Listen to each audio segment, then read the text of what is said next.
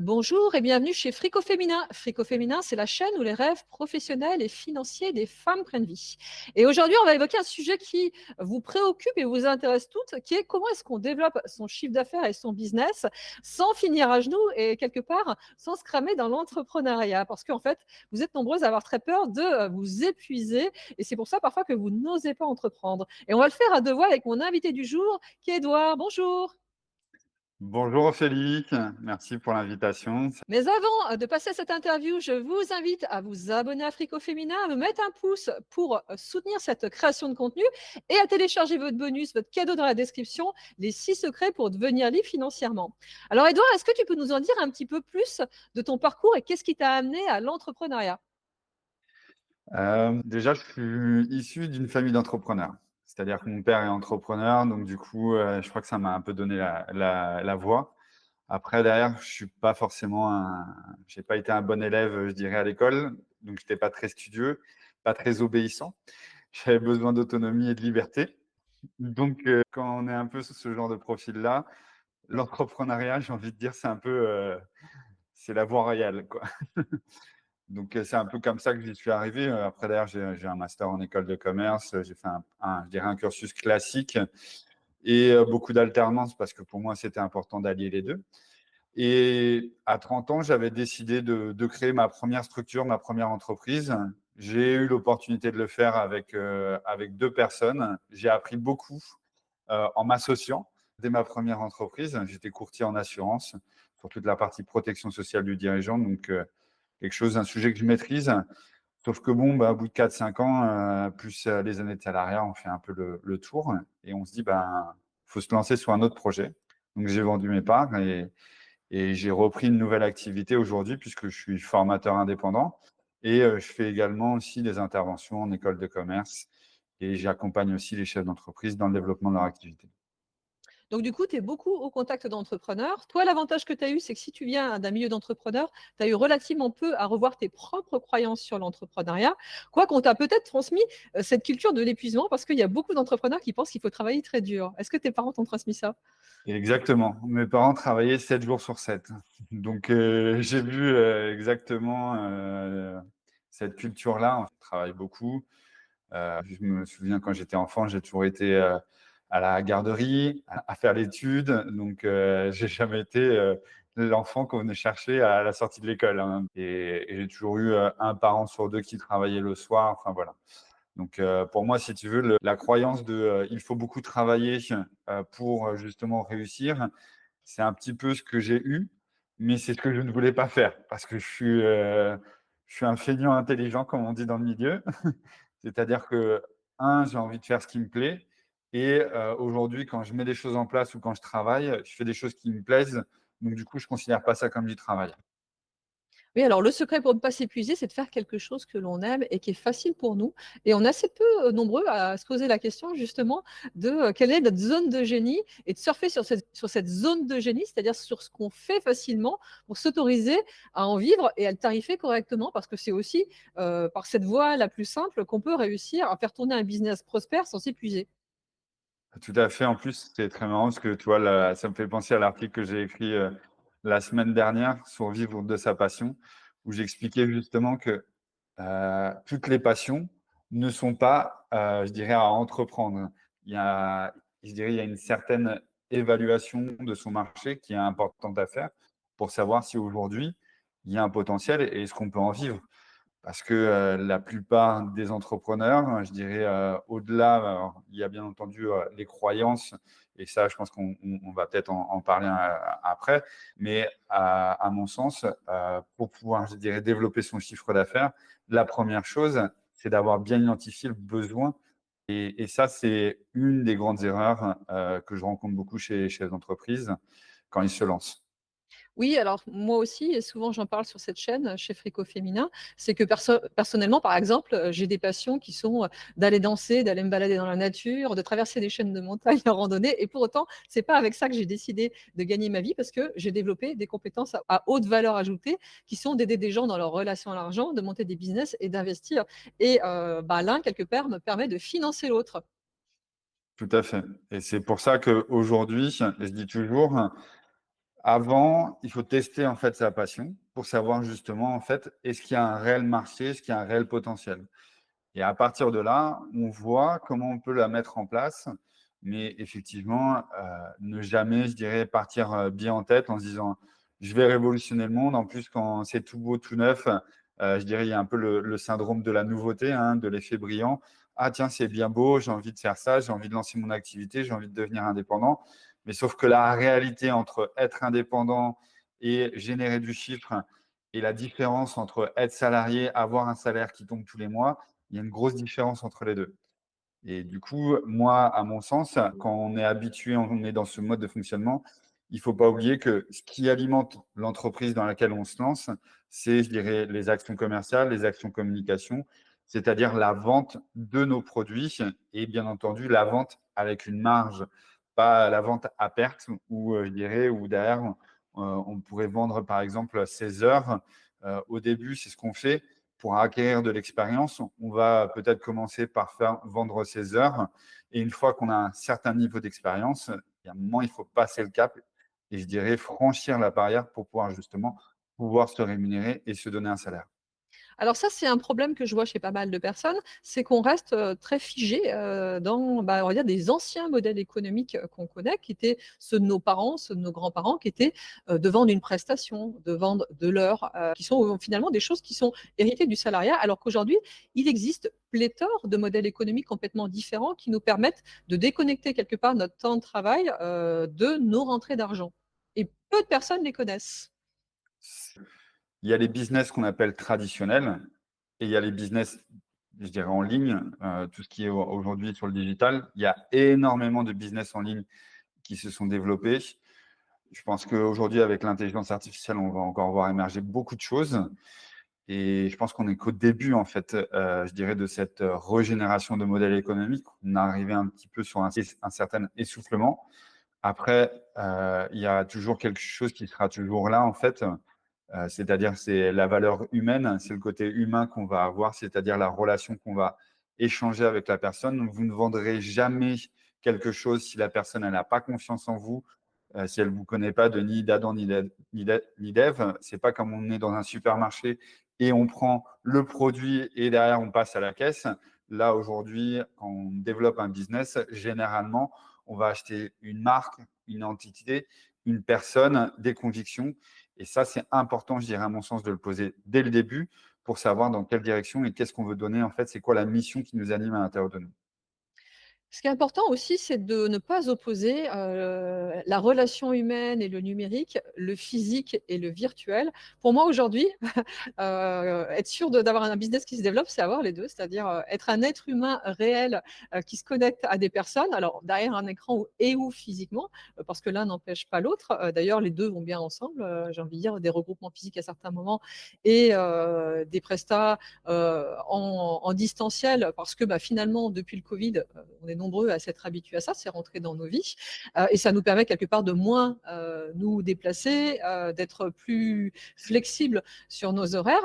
Et il y a plein de personnes qui opposent les deux, en fait, le virtuel et le physique, alors que, bah, on le voit, même les agriculteurs, hein, pendant le Covid, ont vendu quelque part les denrées alimentaires via des systèmes de précommande sur le web. Aujourd'hui, quand on ouvre un business réel, ben, je pense que presque chaque commerçant devrait ouvrir un business virtuel en complément, ne serait-ce que pour se prémunir des problèmes qu'on peut avoir si demain on doit avoir une crise sanitaire ou autre chose. Totalement. Effectivement, en fait, je dirais que dans son business, il faut avoir, je dirais, plusieurs sources de revenus et de les avoir diversifiées. Effectivement, là, on a bien vu que en ayant eu cette crise sanitaire, il fallait justement avoir une certaine agilité par rapport à son modèle économique et ne pas avoir tous ses œufs dans le même panier parce que sinon, quand on a ce genre d'événement, qu'est-ce qui se passe? C'est que la boîte, je dirais, elle fond les plombs et que nous, on est obligé de se retourner de manière très rapide et sans forcément avoir posé en fait les bons jalons. Pourquoi? Parce qu'on va se précipiter en fait sur des choses qu'on ne maîtrise pas et qu'on ne connaît pas. Et donc du coup, on va tester énormément de choses sans avoir les résultats obtenus, enfin sans avoir les résultats souhaités. Et donc du coup, c'est pour ça que c'est important, à mon sens, comme tu dis, d'avoir vraiment ce côté hybride, de justement avoir une approche digitale, puisqu'aujourd'hui, avoir une boutique en ligne qui fonctionne 24 heures sur 24, Ça, c'est la plus belle chose qui peut arriver. Et aussi, avoir justement ce côté humain, comme tu l'as dit, où derrière, on se retrouve, on prend du temps ensemble pour pouvoir échanger sur nos problématiques et sur nos succès. Ce qui est intéressant aujourd'hui aussi dans les révolutions, d'outils ou de choses que n'avaient pas nos parents, c'est le fait qu'on peut automatiser beaucoup de nos tâches. Il y a peu de personnes qui s'autorisent à le faire. Je vois des personnes qui, même pour des personnes qui, développent des business physiques, qui ne réfléchissent pas à automatiser toutes ces tâches redondantes qui leur prennent du temps et de l'énergie et qui ne leur apportent pas de valeur dans leurs activités. Je suis entièrement d'accord avec toi. Je le vois aussi, c'est qu'aujourd'hui, des fois, je vois des personnes qui fonctionnent un peu à l'âge de l'antéchrist. Et j'ai envie de leur dire, il y a des outils, par exemple, des fois, quand je leur parle de CRM, qui, à mon sens, est un outil fondamental quand on développe un business et qu'on a une clientèle, d'avoir justement un suivi en fait de sa gestion relation client. Alors, CRM, c'est ce qu'on appelle un logiciel de gestion de relations clients et Customer Relation Management, je crois, en anglais, si je me trompe pas. Ça, c'est des outils hyper simples, mais c'est des outils en fait qui permettent de suivre en fait l'évolution de son portefeuille et de, je dirais, de son entreprise sur le plan commercial. Après, derrière, il y a d'autres outils, même en matière de communication, d'automatisation, qui sont, comme tu l'as dit, je dirais, sous-exploités ou encore méconnus. Et pourquoi? Parce que derrière, le chef d'entreprise, il a tellement de choses à faire, tellement d'informations, il est submergé, je dirais, il doit être le commercial, il doit être le marketeur, il doit être le communicant, il doit être le financier, il doit être le RH, donc il doit être partout et omniprésent. Et donc, du coup, ce qui fait qu'on est aspiré, en fait, on a la tête dans le guidon et on est aspiré par, je dirais, son travail et toutes les tâches qu'on a à faire, sans forcément prendre de recul sur son activité. Et c'est là où, justement, en fait, on passe à côté d'outils qui permettent justement d'automatiser beaucoup de choses et de gagner du temps. Et puis on peut pas être bon ou bonne dans tout et il y a une chose qui est importante, c'est aussi de déléguer des éléments dans lesquels on n'est pas bon parce que comme tu disais, en fait, devenir entrepreneur, c'est avoir différentes fonctions et c'est pas juste être l'expert de son métier. Alors il y a plein de personnes qui pensent qu'il suffit d'avoir un diplôme et d'être l'expert de son métier pour devenir entrepreneur. Et ben, c'est pas si évident que ça parce que, il faut, porter, quelque part la valeur auprès de votre clientèle, ça s'appelle le marketing, savoir communiquer efficacement, ça c'est des stratégies de communication assez simples, savoir gérer efficacement l'argent et le temps dans votre entreprise, toutes ces choses-là, en fait, qui ne sont pas liées à votre compétence métier de base. Exactement. Aujourd'hui, un bon technicien ne fera pas forcément un bon entrepreneur, à mon sens, hein. Et ça, je l'ai déjà vu, ayant travaillé avec, je dirais, le monde de l'artisanat. Beaucoup d'artisans se disent: «Tiens, je vais me lancer à mon compte» et au final, ils sont très, très bons dans leur métier. Mais par contre, dans la gestion de l'entreprise, c'est une catastrophe. Et je ne suis pas là pour faire de la mauvaise pub parce que, bien entendu, il y a des artisans qui savent très bien gérer leur entreprise. Mais aujourd'hui, il y a des artisans aussi qui ont, je dirais, tellement à cœur de bien faire leur métier que des fois, en fait, ils en oublient d'être rentables dans leur business. Et ce qui fait que très rapidement, l'entreprise ne va pas durer dans le temps. Oui, alors ça, généralement, les gens qui démarrent, découvrent un petit peu ces questions de rentabilité parce qu'au démarrage, ils démarrent avec des charges assez faibles, mais assez rapidement, hein, il faut réfléchir vraiment à la manière dont on tarifie, ses activités, hein, au sein de son entreprise et ça, il y a aussi des gros tabous, là-dessus, parce que, en France, on est, très lié à la tarification au produit ou à l'heure. Exactement. Ça, c'est une réalité. C'est qu'aujourd'hui, comme je l'ai dit tout à l'heure, hein, on est habitué à prendre les produits en rayon, on les choisit et derrière, sans savoir en fait la valeur du produit. Et je dirais même, pour les coachs, pour les formateurs, hein, des fois, je les vois en fait se vendre à l'heure ou avoir des tarifications à l'heure. Et en fait, pour moi, un coach ou je dirais un consultant, il doit facturer au résultat et pas à l'heure. Pourquoi? Parce qu'aujourd'hui, on nous paye pour avoir des conseils et pour justement apporter de la valeur ajoutée. Si aujourd'hui, on n'apporte pas de valeur ajoutée, il me semble compliqué de venir chercher à facturer quelque chose qui soit beaucoup plus cher. Si par contre, aujourd'hui, j'arrive à faire multiplier votre chiffre d'affaires par deux, j'estime que derrière, ça se paye. Et ça, c'est logique. Mais aujourd'hui, c'est vrai que comme tu l'as dit, en France, il y a une vraie culture et une vraie problématique par rapport à l'argent. Dire combien on gagne, ça dérange. Dire combien de marge on fait sur les produits, ça peut déranger, ça peut faire, je dirais, peur. et on voit pas en fait toute la valeur ajoutée en fait de notre travail et toute l'expérience en fait qu'on a acquise. Je te rejoins en fait sur cet aspect-là. Euh, Ayez pas peur de parler argent. Je veux dire, on va pas vous manger. Si aujourd'hui vous êtes certain de la valeur ajoutée que vous apportez et que vous allez amener une transformation auprès de vos clients et que c'est justifié, je dirais qu'il n'y a pas de raison d'avoir peur d'annoncer son prix. Oui et ça, la question des prix et de la vente. Alors, il y a aussi, beaucoup d'idées reçues sur la vente. Il y a très, très peu de personnes, quand ils démarrent dans l'entrepreneuriat qui sont à l'aise avec ce sujet-là et qui arrivent à associer, la vente à un plaisir. Oui, effectivement, parce que la vente, ça veut dire prendre aussi, pas forcément des oui, mais des refus. Et on n'est pas habitué à avoir des refus. Et donc, du coup, c'est très marrant parce qu'en fait, l'individu, enfin, je dirais nous en tant qu'individu, quand on vient prendre des claques, on se dit, bah, ça va, je suis pas sadomaso, hein, je suis pas venu pour me faire, je suis pas devenu chef d'entreprise pour pouvoir justement prendre des claques. Bah non. Et malheureusement, en fait, ces claques-là, en fait, elles servent d'expérience. Elles vous amènent justement à savoir vraiment ce que vous voulez. Et quand vous êtes dans des situations où vous en avez marre de vous prendre des claques, bah, vous allez avoir justement trouvé des solutions pour pouvoir justement bah, atténuer la douleur et faire en sorte que la douleur ne devienne plus une douleur, mais devienne un plaisir et un jeu. Et la vente, ça reste que du jeu. C'est un peu comme le commerçant, je dirais, c'est un peu comme l'enfant qui est à l'intérieur de vous qui joue au marchand quand il était tout petit. C'est exactement le même, je dirais la même chose. On est sur de la relation humaine. Et donc, du coup, c'est ça qu'il faut réussir à développer pour pouvoir justement vendre. Et la même chose, alors la vente est tabou et souvent, très connotée de manière négative et puis alors le marketing, c'est de la manipulation. Est-ce que tu l'entends assez souvent cette question? Et pourtant, le marketing, c'est tellement essentiel pour adresser la valeur de ce qu'on produit à la personne qui est en face. C'est juste comprendre comment la personne va recevoir ce que vous lui adressez. Exactement. Le marketing, il est juste là, en fait, pour pouvoir pousser l'offre en fonction de la personnalité et de l'individu à laquelle tu t'adresses. On dit aujourd'hui, quand on conçoit un business, vous devez avoir la première chose, vous devez avoir un avatar, c'est-à-dire une cible qui est votre potentiel client.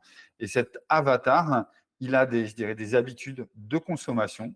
Et donc, c'est à travers cette étude marketing qu'on va justement définir bah, quelles sont ses habitudes, je dirais, de loisirs, quelle est sa catégorie socio-professionnelle, le nombre de personnes dans son foyer, et ainsi de suite. En fait, tous ces éléments-là, en fait, qui sont des données marketing qui nous permettent, nous, en tant que chef d'entreprise ou en tant qu'infopreneur, de pouvoir justement développer notre business et de vendre de manière plus spécifique parce que tout le monde n'est pas une cible. Au début, quand je vois en fait certains entrepreneurs, certains entrepreneurs me disent: «Ah mais tout le monde peut acheter mon produit».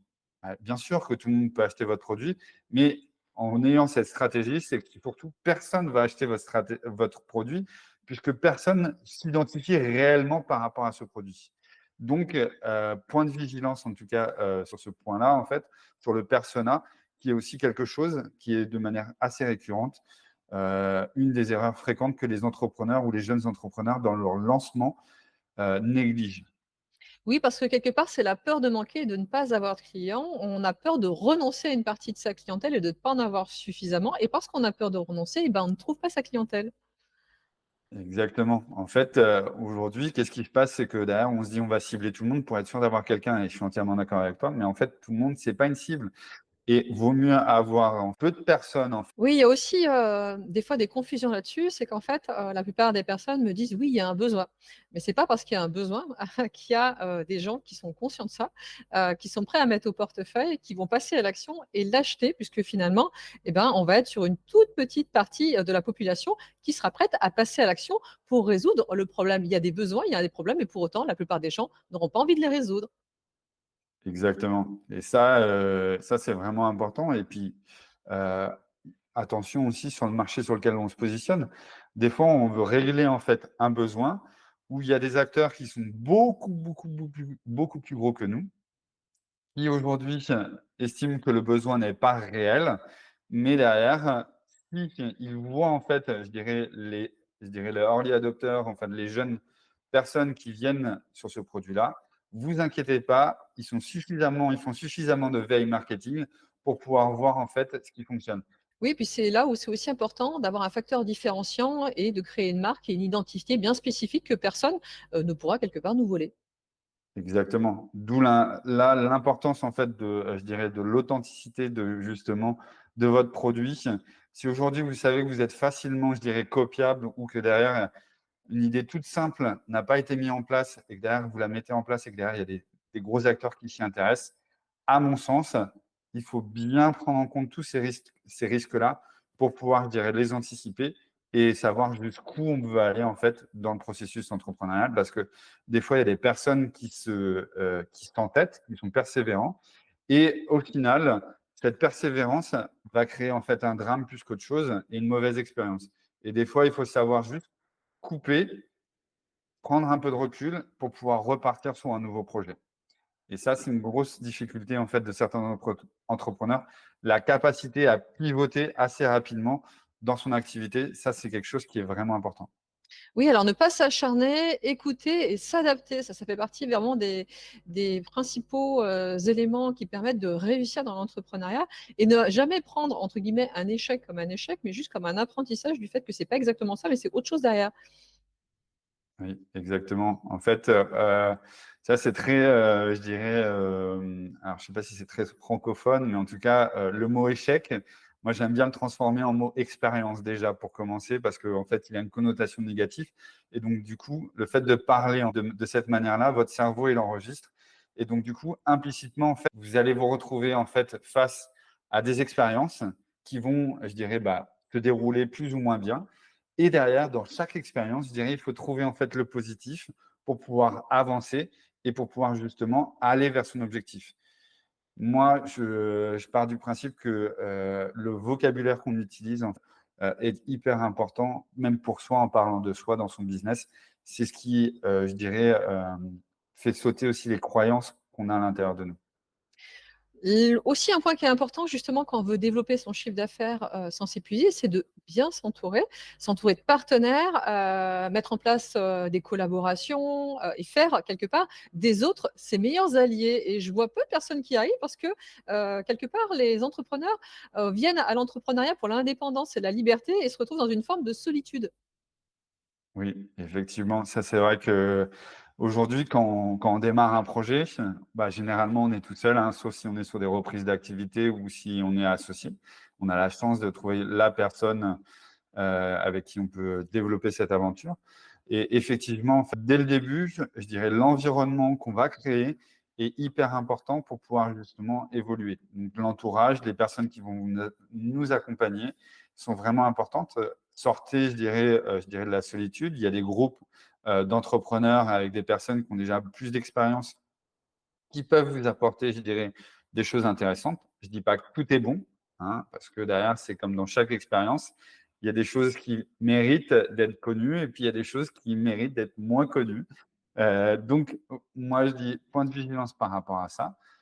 Allez vous faire votre propre opinion et je dirais après tester en fait ce qui fonctionne, les personnes, les partenariats avec qui ça fonctionne et effectivement, je suis partisan en fait de faire des partenariats et d'être, je dirais derrière les personnes, même si des fois on peut avoir des activités qui sont connexes ou derrière qui se ressemblent. Je pense qu'il y a des synergies qui peuvent se trouver et des différences qu'il y a forcément dans la personnalité de la personne de chacune des personnes. Donc du coup, cette complémentarité va amener des choses bénéfiques. Moi, je dis, plus mes ennemis sont proches, plus je les considère comme mes amis et mieux c'est. Prenez l'habitude d'aller chercher en fait des partenariats, même avec des personnes qui ont des activités similaires, qui vont forcément vous apprendre, je dirais, des choses. Oui, puis en fait, on a tous notre manière d'aborder les choses, donc vous pouvez penser qu'en fait, vous êtes concurrents potentiellement, mais on aborde les choses de manière différente, de toute façon, de par Oui. notre personnalité. Je reviens aussi sur ce que tu disais tout à l'heure. Pour développer son chiffre d'affaires sans s'épuiser, il est important en fait d'avoir un plan avec des objectifs précis, de savoir dans quelle direction on va. Si aujourd'hui, vous donnez à votre cerveau une mauvaise direction ou une direction qui est vague, trop vague, malheureusement, bah, votre cerveau ne comprend pas. C'est comme si demain, je vous dis, je vous donne rendez-vous à Paris, mais je ne vous dis pas où à Paris. Si par contre, je vous dis, on se retrouve sur la place des Champs-Élysées, on sait qu'on va se retrouver à un endroit bien spécifique. pour pouvoir justement se rencontrer. Et c'est exactement pareil avec, je dirais, le business. Quand on est entrepreneur, il faut une stratégie, il faut des objectifs spécifiques pour savoir quel chiffre d'affaires on veut atteindre et comment on va le faire justement en s'économisant de manière écologique, en ayant, je dirais, des actions qui nous demandent des efforts, mais pas, je dirais non plus, nous demandent de travailler 12 heures ou 15 heures par jour, comme on peut le voir dans certains métiers où il y a des personnes qui s'épuisent et qui finissent en burn-out, je dirais, inévitablement. Et puis, c'est aussi adopter, des routines de productivité et être hyper focus justement sur ses objectifs. Tout à fait, ouais. Ça, c'est, une manière, enfin, c'est la routine des objectifs, c'est quelque chose qui se crée, qui se met en place, hein. C'est comme l'organisation, la gestion du temps. Aujourd'hui, il y a beaucoup de chefs d'entreprise qui disent qu'ils n'ont pas le temps, mais en fait, c'est que derrière, ils ne savent pas forcément où mettre le temps, où prendre le temps au bon endroit et au bon moment pour pouvoir justement, faire en sorte que ce temps-là apporte de la valeur et être aussi d'accord pour que justement, il y a aussi d'autres temps qui nécessite d'être moins productif, qui apporte moins de valeur financière, mais qui va apporter en fait du bien à son écosystème. Oui et ça, je vois aussi, pas mal de travers chez les entrepreneurs parce qu'on associe l'entrepreneuriat à la liberté et il y a pas mal de personnes qui justement veulent pas mettre un cadre, derrière, l'exploitation, efficace de son temps parce que finalement, notre bien le plus précieux et le plus rare, ce n'est pas l'argent, c'est le temps. Moi, je connais personne qui est capable d'acheter du temps, dans nos vies. On est, vraiment, qu'une poussière dans cet univers et donc partez du principe qu'aujourd'hui, profitez au maximum des choses, prenez le temps de développer votre activité. Pour pouvoir développer son activité, si vous sentez que ça va prendre du temps, gardez votre activité d'abord, testez, soyez sûr qu'il y a un marché. Et on peut tester son marché sans avoir besoin de créer son entreprise ou au pire, vous pouvez créer une micro-entreprise qui est, je dirais, la formule la plus simple de développer une activité, je dirais, annexe et qui permet au moins de tester les choses et de poser les premiers jalons. Et ça, en France, on n'a pas la culture du test, parce qu'on est très, business plan, on va dire un business à l'ancienne, en fait. Il faudrait déjà avoir tout figé, alors que, par exemple, quand on va dans d'autres pays, bah, c'est évident qu'il faut commencer par tester son projet. Et moi, je vois pas mal de gens qui me disent: «Bah, j'ai une entreprise», mais pour moi, ils en sont encore à la phase de test. Veulent que tout soit polissé, en fait, qu'on ait je dirais un beau business plan qu'on va envoyer au banquier qui va faire plaisir et à mon sens, le business plan, pour qu'il soit bien réalisé, il doit y avoir en fait phase, je dirais, d'études, de rencontres en fait avec ses clients, avec ses prospects, pour pouvoir justement ne plus avoir en fait ce document un peu polissé et qui, à mon sens, n'est pas, fondamental dans le développement, enfin dans la création d'entreprise. Le plus important, c'est je teste mon produit, je vois si mon marché répond et à partir de là, je peux commencer à créer l'entreprise. Mais avant toute chose, je ne développerai pas ces choses.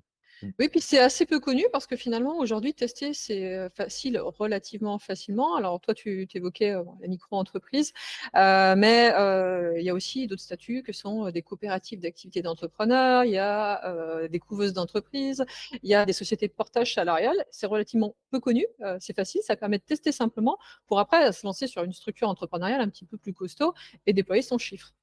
Ouais, effectivement et c'est vrai qu'il y a ces structures-là, qui sont, là aussi pour accompagner les entrepreneurs. C'est toujours pareil, alors j'ai vu des belles choses, j'ai vu des choses aussi un peu moins, sympas. Donc, c'est pour ça que c'est toujours important de bien se renseigner avant de se lancer.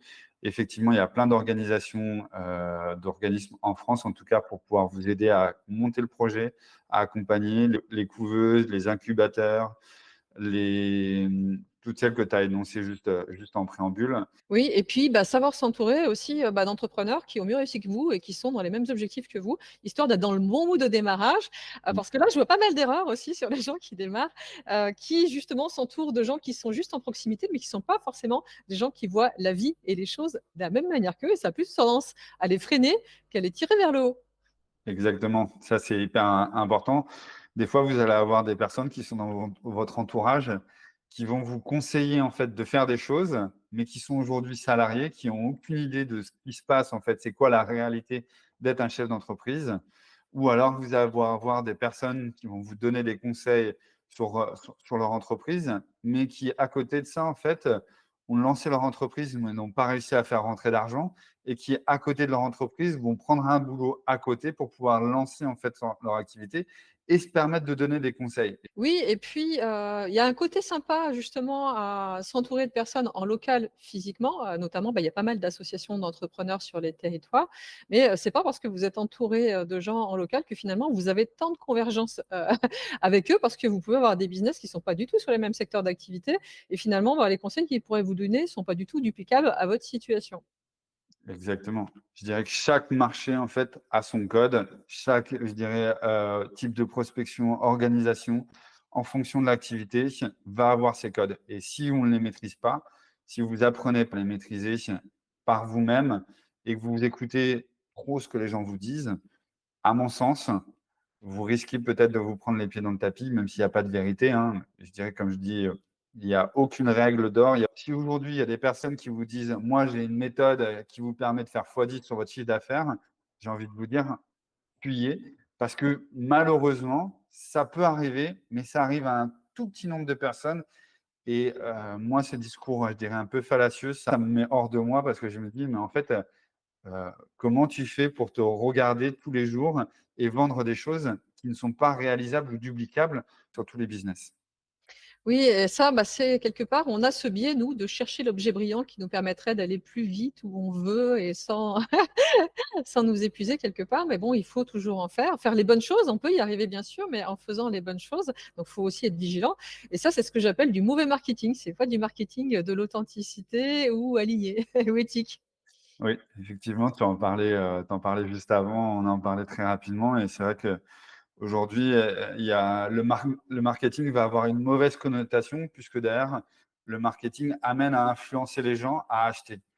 Qui est vrai, quelque part, je ne vais pas dire le contraire. Maintenant, après, derrière, si on est avec des bonnes intentions, heu et qu'on est, je dirais en adéquation, enfin, je dirais en aligné avec, nos produits et nos services, il y a aucun problème, hein. Maintenant, le marketing est utilisé depuis la nuit des temps, dans tout ce qui nous entoure. Un des outils marketing les plus puissants, de nos générations, fut un temps, c'était la télévision, avant que l'internet développe d'autres techniques marketing. Mais, quand on vous passe des publicités, pour couper le film et sur des trucs bien spécifiques, là, on est sur du neuromarketing tout bêtement appliqué pour vous inciter à consommer à travers ces publicités. Du coup, moi, j'ai développé un programme, la Booste ton chiffre, pour justement décoder, tous les travers de l'entrepreneuriat et pas tomber dans les pièges. Parce que souvent, justement, on ne montre que le plus beau côté de la façade et ce qui est important aussi, c'est d'avoir des personnes expérimentées, qui permettent de ne pas tomber dans les pièges, qui nous épuisent, qui nous font perdre du temps et de l'argent et souvent, il y a peu de personnes qui s'autorisent à aller, taper là-dedans parce que, ben, finalement, c'est pas ça qui fait vendre. Effectivement, ouais. Là, moi, je suis entièrement d'accord avec toi. Il y a des personnes, on va les caresser dans le sens du poil, alors que leur produit ou le service qu'ils sont en train de proposer n'est pas, soit adapté à leur marché ou derrière, la demande n'existe pas. Donc du coup, il faut être en capacité de leur dire: «Bah, il faut revoir ta copie» ou en tout cas, le projet est beau, mais derrière, est-ce que derrière, il y a un vrai business à faire?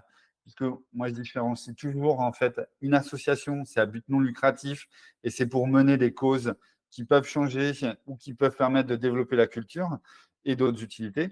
Une entreprise, c'est fait pour développer un business, gagner de l'argent et pour ça, il y a des codes et si aujourd'hui, on écoute, des fois tous les bruits, de couloir, elle se dit: «Ah mais il faut que tu fasses ça, ça marche trop, trop bien et tout», je vais prendre un exemple.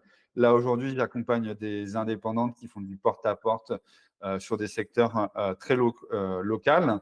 Heu, Aujourd'hui, un organisme de formation est venu les voir pour leur dire: «Il faut faire du Instagram, il faut faire du Facebook, il faut faire du Snapchat et tout». Alors que leur clientèle, elle est locale, elle est juste à côté d'elles. Aujourd'hui, si on veut vraiment avoir de l'impact, le digital, ça prend du temps. Si elles veulent avoir de l'impact directement, ça passe juste par sortir de chez elles, taper la porte de la voisine, rencontrer la voisine et échanger avec elle, c'est-à-dire de la relation humaine. Oui, voir se développer un réseau réel en local et des partenariats en local, ça fonctionne aussi très bien. Tout à fait. Où est-ce qu'on peut te retrouver, justement, Édouard, pour que tu nous partages tes précieux conseils? Alors, vous pouvez me retrouver sur le site edouardleminor.com. Donc dessus, je partage beaucoup d'informations sur l'entrepreneuriat et notamment un des outils qui, moi, me correspond, c'est la carte mentale, le mind mapping, les outils de pensée visuelle. Et vous trouvez aussi également des informations sur le mindset et sur l'entrepreneuriat visuel, puisque c'est, je dirais, le style d'entrepreneuriat que je prône. Et où est-ce qu'on peut me retrouver après sur les réseaux, principalement sur LinkedIn. Je te remercie et je mettrai dans la description de cette interview tous les éléments justement, pour qu'on puisse, te retrouver sur le web.